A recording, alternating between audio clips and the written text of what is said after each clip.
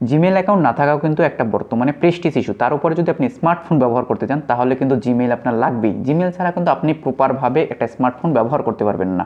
তো আজকের ভিডিওতে আমি আপনাদেরকে দেখাবো কি করে একটা সঠিক নিয়মে জিমেল অ্যাকাউন্ট ক্রিয়েট করবেন। তোর জন্য যে কাজটা করেন, ভাইকে প্রথমে ফলো এবং সাবস্ক্রাইব করে নেবেন, তারপর চলে যাবেন হচ্ছে আপনার ফোনে আসার পর ফোনের যে জিমেল অ্যাপস আছে জিমেল অ্যাপসে চলে যাবেন। চলে যাওয়ার পরে হচ্ছে হাতের ডান পাশের কর্নার যে গোল আইকন আছে সেই আইকনের উপর একটা ক্লিক করবেন।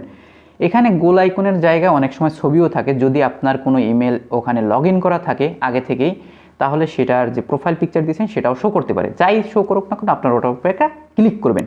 ক্লিক করার পরে আপনাদের এরকম একটা ইন্টারফেসে নিয়ে আসবে। তো এখানে আপনারা দেখতে পাবেন যে কি কোন কোন জিমেল আপনার এখানে লগ ইন করা আছে। আমার কি পুরনো লগ ইন করা আছে না আছে ওটা আমার দেখার দরকার নেই, যেহেতু আমি নতুন একটা জিমেল অ্যাকাউন্ট ক্রিয়েট করব। তো এই জন্য আমি যে কাজটা করব, অ্যাড অ্যানাদার অ্যাকাউন্ট, এটাতে একটা ক্লিক করব। এটাতে ক্লিক করার পর আমাদের সামনে এরকমের একটা অপশন আসবে। তো এখান থেকে আমরা গুগলটাকে সিলেক্ট করব। গুগলটাকে সিলেক্ট করার পরে হচ্ছে আমাদের সামনে এরকম একটা উইন্ডো নিয়ে আসবে। আসার পরে আমরা এখানে যে কাজটা করব সেটা হচ্ছে ক্রিয়েট অ্যাকাউন্টে ক্লিক করব। ক্রিয়েট অ্যাকাউন্টে ক্লিক করার সাথে সাথে আমাদের দুইটা অপশন শো করবে।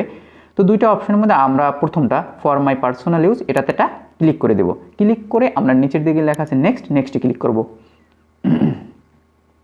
এরপরে আমাদেরকে ফার্স্ট নেম দিতে বলবে এবং সারনেম দিতে বলবে।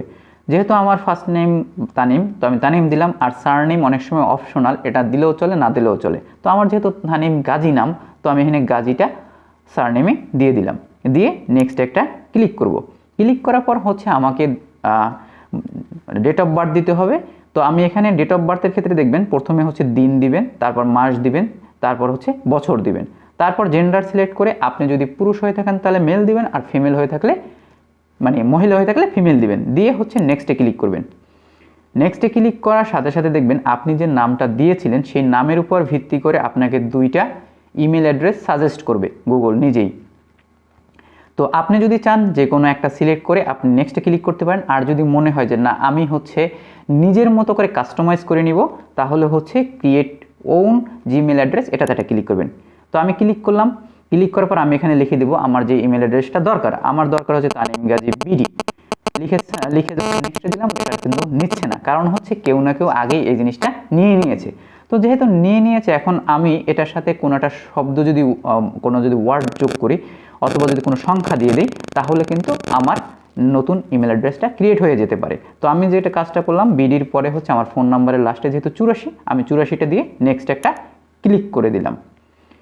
ক্লিক করার সাথে সাথে কিন্তু আমাদেরকে নিয়ে আসলো পাসওয়ার্ড দেওয়ার অপশনে।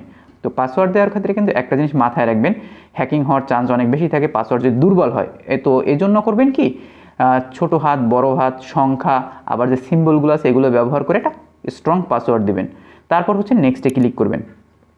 নেক্সটে ক্লিক করার পর আপনি যে ইমেল অ্যাড্রেসটা ক্রিয়েট করতে চাচ্ছেন সেটা আবার কনফার্ম করবে। কনফার্ম করার পরে হচ্ছে আপনি আবার নেক্সটে ক্লিক করবেন। নেক্সটে যখনই ক্লিক করবেন আপনার কাছে অনেক পড়াশোনা চলে আসবে। তো আপনাদের এগুলো পড়ার দরকার নেই, আবার চাইলে আপনি পড়তেও পারেন। যদি পড়তে ইচ্ছা করে পড়বেন, না হলে একে স্ক্রোল করে নিচের দিকে নেমে আসবেন। আসার পর লেখা আছে আই এগ্রি, এটাতে একটা ক্লিক করবেন।